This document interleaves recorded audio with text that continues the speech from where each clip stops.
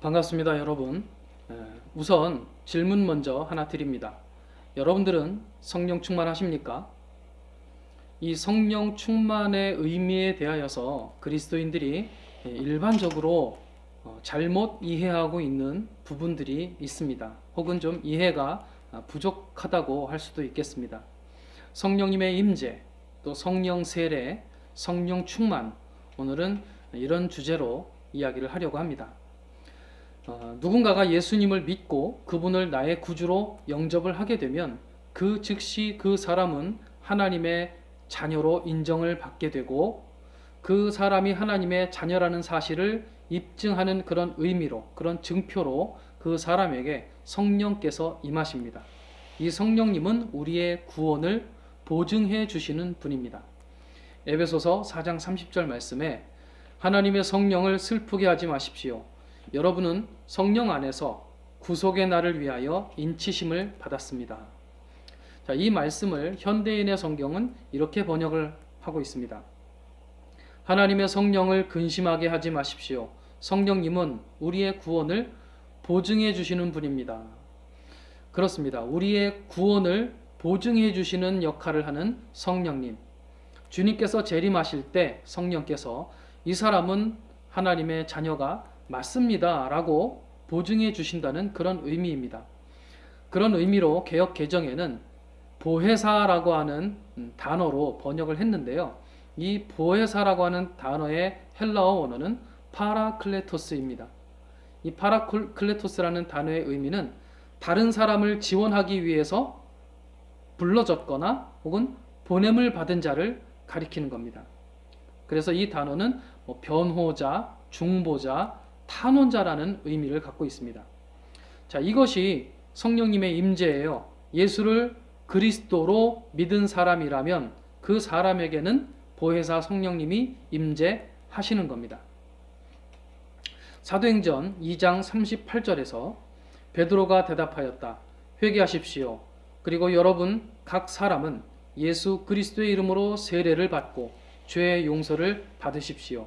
그리하면 성령을 선물로 받을 것입니다. 자, 선물은 대가로 주는 것이 아니라 그냥 일방적으로 주거나 베푸는 것이죠. 성령님은 그저 우리가 예수를 나의 구주로, 그리스도로 믿는 것만으로 그냥 받게 되는 선물인 것입니다. 자, 성령님의 이와 같은 임재는 또 다른 형태로도 나타나는데 이제 그것을 성령 세례라고 일컫습니다. 세례라고 하는 말은 헬라어 밥티조에서 나온 밥티조를 번역을 한 것인데 물로 깨끗하게 하다, 정결하게 씻는다 이런 의미를 갖고 있습니다. 이 밥티조라고 하는 단어에서 파생되는 여러 가지 단어들이 있어요. 밥티스마, 밥티스모스, 밥티스테스 등의 헬라어들이 신약 성경에 쓰여 있습니다만은 그 의미는 다 비슷비슷합니다. 세례는 이렇게 물과 관련되어 있는 것이죠. 세례를 받아보신 분들은 아마 잘 아실 겁니다. 그런데 예수님은 이렇게 물로 씻어서 정결하게 깨끗하게 하는 이 세례라는 단어 앞에 성령님을 넣어서 성령님을 붙여서 성령의 세례라고 말씀을 하셨어요. 자, 사도행전 1장 4절 5절입니다. 너희는 예루살렘을 떠나지 말고 내게서 들은 아버지의 약속을 기다려라. 요한은 물로 세례를 주었으나 너희는 여러 날이 되지 않아서 성령으로 세례를 받을 것이다. 요한이 베풀었던 세례는 요단강에서 행해졌습니다. 그래서 그 사람의 몸을 강물 속에 완전히 잠기게 했다가 일으켜 세우는 그런 형태의 세례를 베풀었어요.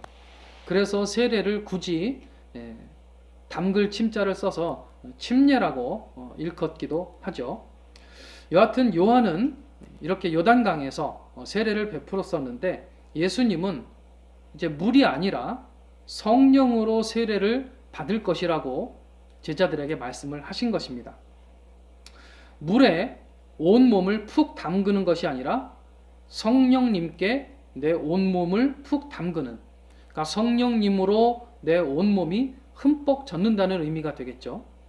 하지만 성령님은 물과 같은 어떤 물체가 아니시기 때문에 성령으로 푹 젖는 것은 우리의 몸이 아니라 우리의 영과 혼이겠죠. 자, 그러면 성령님의 이와 같은 임재, 그리고 성령님의 세례, 성령 세례의 사례들을, 사실 성경에 성령 세례의 사례는 굉장히 많이 나오는데요. 몇 가지만 봅니다. 자, 앞서서 예수님께서 사도들에게 여러 날이 되지 않아서 성령으로 세례를 받을 것이라고 사도들에게, 제자들에게 이제 말씀하신 것이 사도행전 1장 5절입니다. 그리고 실제로 얼마 후에 그런 일이 일어나게 됩니다. 그 내용이 이제 사도행전 2장부터 나오기 시작합니다. 사도행전 2장 4절 말씀입니다. 그들은 모두 성령으로 충만하게 되어서 성령이 시키시는 대로 각각 방언으로 말하기 시작하였다. 자, 이 자리에 모여 있었던 사람들이 약 120명이라고 하는데요. 이 사람들이 성령의 세례를 받습니다. 그리고 나니까 그들이 방언으로 말을 하기 시작했다고 기록을 하고 있습니다. 하지만 이 사람들이 방언만 말한 것이 아니에요. 첫 성령 세례가 있었던 그곳은 예루살렘이었고, 당시 예루살렘에는 오순절이라고 하는 민족의 큰 절기 때문에 세계 각국에서 또 여러 지방에서 살고 있었던 유대인들이 상당히 많은 숫자가 예루살렘에 모여 있었습니다. 성령으로 충만해진 이 베드로가 많은 사람들에게 예수 그리스도를 증거하면서 복음을 전했습니다. 그리고 바로 그날 베드로의 이 증언, 이 설교를 듣고서 믿게 된 사람이 3,000명이나 되었다고 사도행전에는 기록이 되어 있습니다. 자, 그 후로 베드로를 비롯한 사도들로부터 다양한 기적들이 계속해서 나타납니다. 그래서 사도행전은 성령 세례를 받은 사람들이 복음을 전하는 현장에서 나타난 기적들에 대한 기록입니다. 그 구체적인 내용이 궁금하시다면 지금 아마 사도행전을 펼쳐서 읽어보시면 아주 흥미로운, 흥미진진한 성령의 사역들을 보실 수가 있을 것입니다. 사도행전 19장에는 내가 믿을 때 오시는 성령님의 임재와, 그리고 성령님의 임재를 통해서 성령으로 충만하게 되는 이 성령 세례가 함께 기록이 되어 있습니다. 자, 사도행전 19장 1절 말씀에 아볼로가 고린도에 있는 동안에 바울은 높은 지역들을 거쳐서 에베소에 이르렀다. 거기서 그는 몇몇 제자를 만나서 여러분은 믿을 때에 성령을 받았습니까? 하고 물었다. 그들은 우리는 성령이 있다는 말도 들어보지 못하였습니다 하고 대답하였다. 자, 여기에서 바울이 에베소에 있는 제자들에게 질문을 했던, 여러분들이 믿을 때 성령을 받았습니까? 라고 하는 이 질문은 성령 세례를 가리키는 거예요. 그러니까 여러분들은 예수를 믿고 여러분들 예수를 믿을 때 이 성령 세례를 받았습니까? 라고 질문을 한 겁니다. 예수를 처음 나의 구주로 영접할 때 임하시는 성령님의 임재, 그 보혜사 성령을 바울이 모를 리가 없죠. 바울은 이제 그들에게 성령 세례의 여부를 물었던 것입니다. 3절 계속 보시면 바울이 다시 물었다. 그러면 여러분은 무슨 세례를 받았습니까? 그들이 요한의 세례를 받았습니다 하고 대답하니 바울이 말하였다. 요한은 백성들에게 자기 뒤에 오시는 이 곧 예수를 믿으라고 말하면서 회개의 세례를 주었습니다. 요한이 베풀었던 세례를 일컬어서 물세례 혹은 회개의 세례라고 하죠. 요단강에서 물로 행했기 때문에 물세례라고 하는 것이고, 또 회개의 세례라고 일컫는 것은 세례를 받고자 하는 대상이 예수님을 믿기 전에 먼저 자신의 죄와 허물에 대하여서 회개하지 않으면 세례를 베풀 수가 없었어요. 반드시 회개하는 사람들에게 베풀었던 세례이기 때문에 회개의 세례라고 일컫습니다. 에베소에 있었던 이 제자들은 예수님을 믿으면서 자신의 죄를 회개하며 요한이 베풀었던 것과 같은 그런 물 세례를 받은 것입니다. 그들이 이스라엘에 가가지고 요단강에서, 요단 강물에서 세례를 받은 것은 아닙니다. 이미 이때 요단강이 아니라 그냥 물을 이용해서, 물을 사용해서 세례를 행하는 일들이 왕왕 있었습니다. 베드로가 사도행전 10장에서 고넬료와 고넬료의 집에 함께 모였던 고넬료의 가족들, 친구들에게 베풀었던 세례도 이렇게 물로 베풀었던 세례였습니다. 반드시 요단강에서 세례를 해야 한다는, 요단강물로 세례를 베풀어야 한다는 그런 규칙이 있었던 게 아니니까요.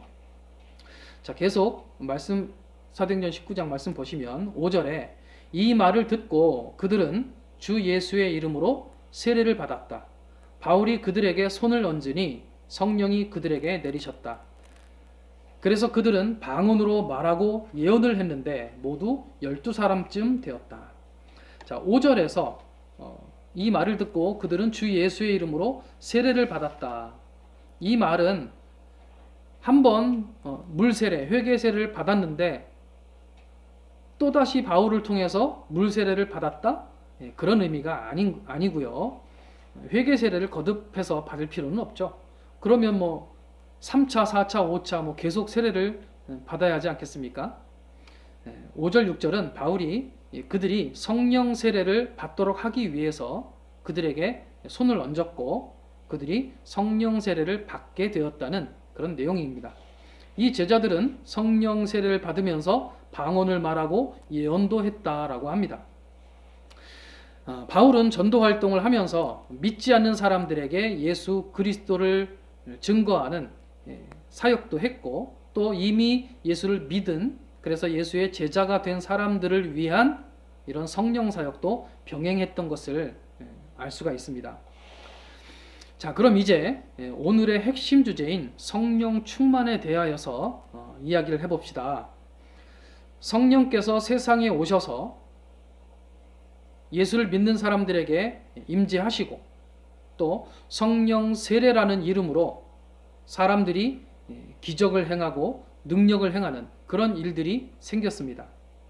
이런 사람들을 우리는 성령 충만한 사람들이라고 말합니다. 하지만 성령 충만이라는 말에는 아주 중요한 또 다른 의미가 있습니다. 우선 한 가지 질문을 드려봅니다.